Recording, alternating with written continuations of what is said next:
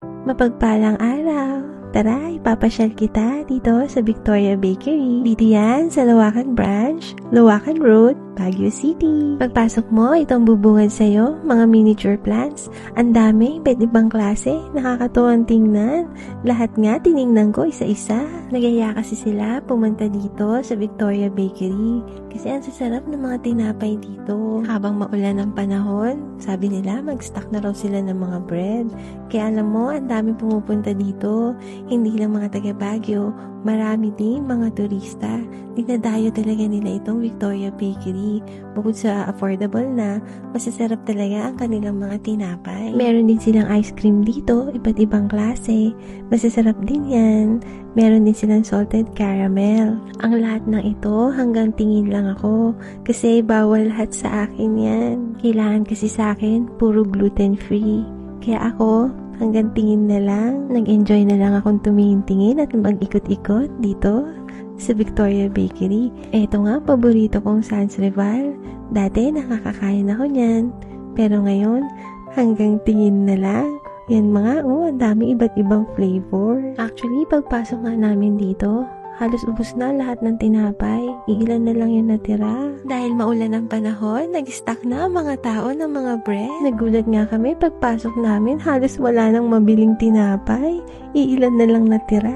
Kaya ito, tinitignan ko nga itong mga pots. Ang gaganda, binasa ko nga Mga gawang Sambales pala ito. Ang dami din bumibili nito sa kanila. Ito na nga lang natira sa mga pots nila. Kasi dun sa isang shelf na puro pots, ubos na din. Talagang napakasarap mag-ikot-ikot dito sa Victoria Bakery. Hindi lang tinapay makikita mo. May mga display din ganito. Tinitingnan ko na lang itong mga tinapay na natira sa mga shelves nila. Hanggang tingin na nga lang dahil itong mga to, hindi ko naman makakain dahil kailangan sa akin. Gluten free. Kaya iyan, hinahawak-hawakan ko na lang. Naamoy kasi ang bango dito sa loob ng Victoria Bakery. Eto, tumambay na lang ako sa may coffee section nila. Ang bango-bango ng coffee. Meron din silang mga cakes. Kaya lang, ubus na din. Ito na lang ang natira. Meron din silang mga tarts. Pumunta lang ako dito para samahan sila at mamasyal. Sa mga turista na aakyat ng Baguio, pasyal din kayo dito sa Victoria Bakery. At masarap ang mga tinapay nila. Nung hindi pa bawal sa akin yung mga tinapay na yan, nakakakain ako. Kaya nasabi kong masarap. Ngayon, tingin-tingin na lang. Eto, may fruitcake din sila.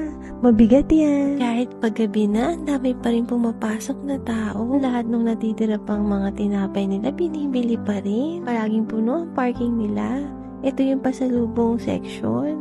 Ang gaganda ng mga tinapay na yan. Hi, kung pwede ko lang matikman ulit. Kaso bawal sa akin Ang gaganda talaga ng mga bread. Kung pwede lang bilhin lahat Tayo mga Pilipino, mahilig sa tinapay bilang merienda.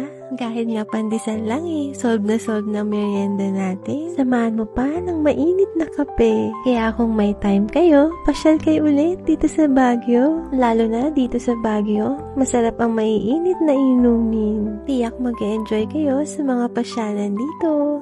Pwede pa rin naman akong kumain ng mga bread as long as gluten-free ang flour na gagamitin.